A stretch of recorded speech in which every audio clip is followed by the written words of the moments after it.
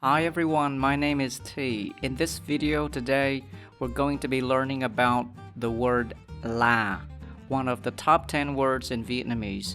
We'll learn its uses and its common collocations.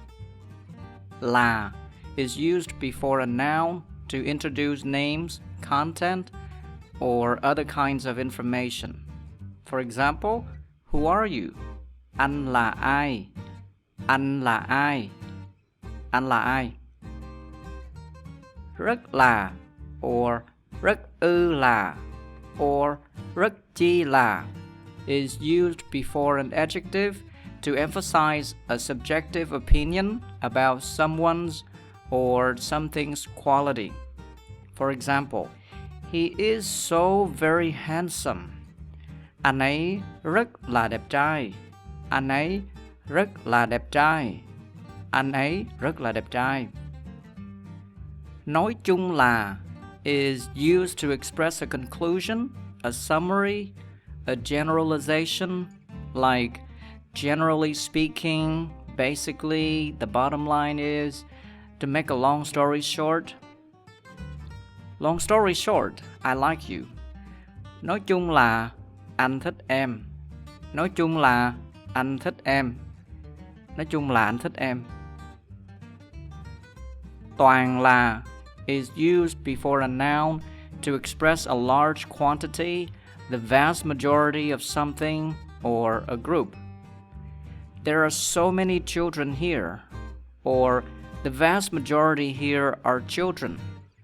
Ở đây toàn là con nít. Ở đây toàn là con nít. Ở đây toàn là con nít. Nhất là especially. The COVID-19 pandemic affects everyone, especially poor people. Dịch COVID-19 ảnh hưởng tất cả mọi người, nhất là người nghèo. Dịch COVID-19 ảnh hưởng tất cả mọi người, nhất là người nghèo. Dịch COVID-19 ảnh hưởng tất cả mọi người, nhất là người nghèo. Là sao is used after some content to express confusion, expecting an explanation about that content.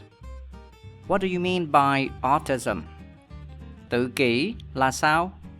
Tự kỷ là sao? Tự kỷ là sao? Subject plus hãy or đã or nếu or cứ plus a condition plus là plus a certain effect. This structure is used to express an effect of some condition that is certain to happen once the condition is met. Every time it rains, I feel sad. Trời mưa là tôi buồn. Trời mưa là tôi buồn. Trời mưa là tôi buồn. Vietnam does what it says it will do. Việt Nam nói là làm. Việt Nam nói là làm. Việt Nam nói là làm.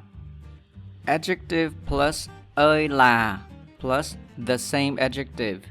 This structure is used to emphasize the high degree of some quality expressed by the adjective. So delicious. Ngon ơi là ngon.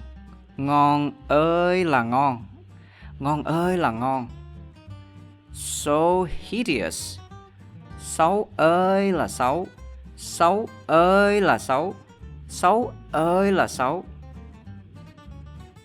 Thank you for watching.